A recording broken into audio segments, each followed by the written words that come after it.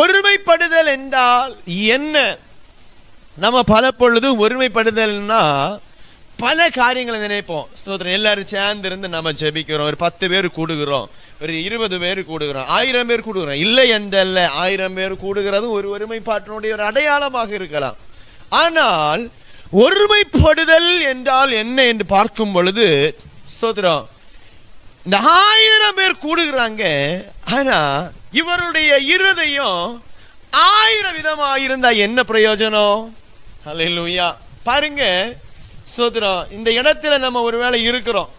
இந்த 10 பேர் இருந்தாலும் 20 பேர் இருந்தாலும் ஒருவேளை இந்த சத்தத்தை கேட்கிற 1000 பேர் இந்த ஒருவேளை இருக்கலாம். உங்களுடைய இருதயம் எல்லாம் ஒரு மனமான்னு கேட்டா ஒருபோதும் கிடையாது. உங்கள் இருதயங்கள் பல காரியங்கள் சிந்தித்து கொண்டிருக்கிறது. ஸோ ஒரே நேரத்தில் இந்த நிமிஷத்தில் என்னுடைய சிந்தனை இந்த பிரசங்கத்தை குறித்து ஆழமாய் சிந்தித்து கொண்டிருக்கும் பொழுது, சுத்தர இதை கவர் பண்றவங்க அதை குறித்ததான சிந்தனையில் இருப்பாங்க. சுத்தர இதை கேட்டு கொண்டிருக்கிறவங்க உங்கள் ஜீவியத்தில் பல சிந்தனைகளை நீங்க சிந்திப்பீங்க.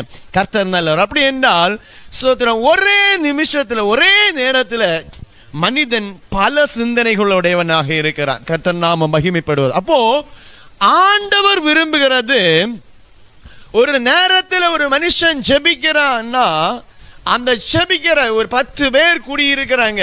அந்த ஆளு பெருப்பத்தினால் அல்ல, இருக்கிற ஜனங்கள் ஒரு 10 பேர் இல்ல 2 பேர் இல்ல 1000 பேராக இருந்தாலும் உங்களுடைய இருதயம் 1000 இருதயமாக இராமல் நீங்க 1000 பேராக இருந்தா உங்களுடைய இருதயம் ஒரு இருதயமாக மாற்றப்பட வேண்டும். அதுதான் கர்த்தர் விரும்புகிறதாக இருக்கிறது. அல்லேலூயா.